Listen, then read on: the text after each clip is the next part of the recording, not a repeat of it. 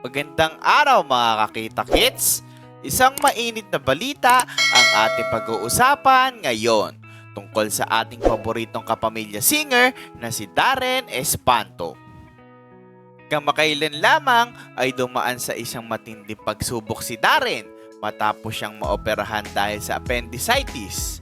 Matapos ang kanyang pagbabalik mula sa Amerika para sa asap natin to sa California, bigla siyang nakaramdam ng matinding sakit sa tiyan.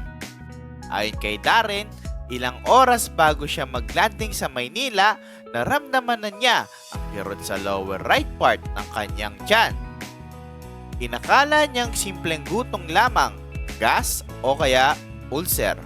Pero hindi niya inaasahan na magiging malala ito.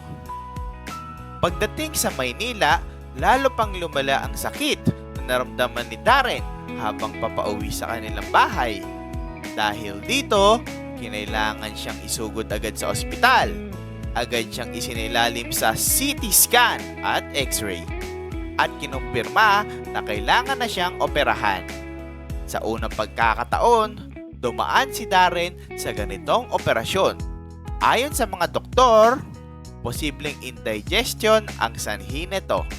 Lalo na kung kakain at agad mahihiga o kaya'y sasayaw pagkatapos kumain ng oily food. Dahil sa operasyon, isang buwan ipinagbawal kay Darren ang pagsasayaw, pag-gym, at kahit anong strenuous activities.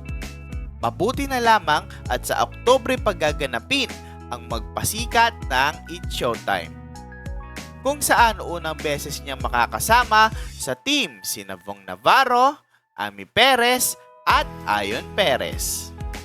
Bagamat kinakabahan, excited na rin si Darren sa nalalapit na event.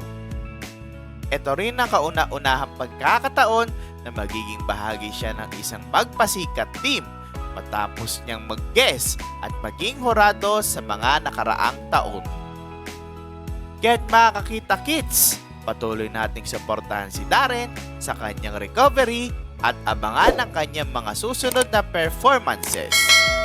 Kita-kits ulit sa susunod dito sa Kita Kids Showbiz.